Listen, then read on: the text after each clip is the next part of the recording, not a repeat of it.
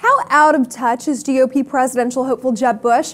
Bush started this week with having a Las Vegas, Nevada campaign stop shut down by Black Lives Matter activists. We have a clip at the end of his rally. Take a look at it.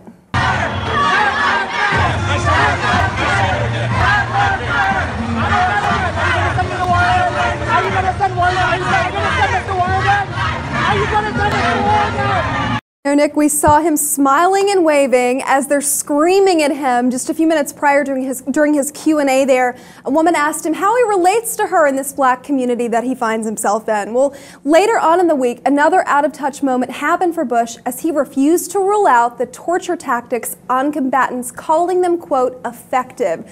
Very out-of-touch week for him. He's making these haphazard comments that he later retracts.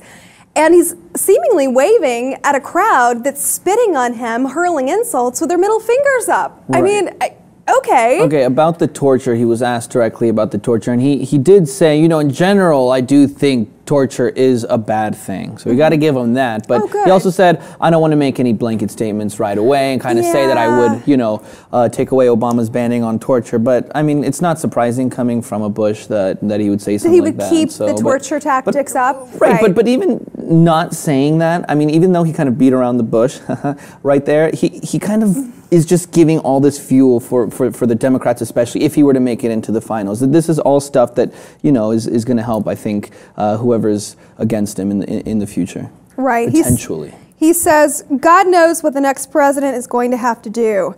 According to, assuming he's talking about the defensive measures. Well, in this case, if you're torturing, though, that would be an offensive measure, not a defensive measure, according to this article. But, you know, his base, he seems to have a lot of people around this country that resonate the sentiment that it's okay to torture people, that it's okay to ignore and wave at a fictitious crowd while Black Lives Matter activists are asking you legitimate questions. There are people that share these sentiments.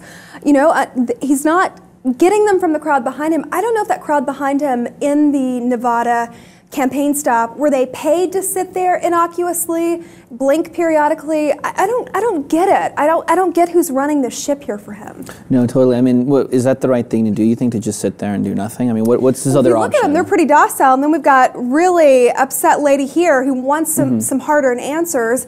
And she's more visible, more outspoken than the people behind him that were just sort of props. You know, it's like you really have to open up your audience. You can't keep these people out. He couldn't do it effectively, and yet, you know, they just get glossed over. Yeah. No doubt about it that his torture comments will get glossed over while we're at it. Oh, without a doubt. Anyway, we'd love to know what you think at home about Jeb Bush. Is he going to be Bush 2.0? Are we going to see his brother's torture policies continued for our enemy combatants? Also, is he out of touch?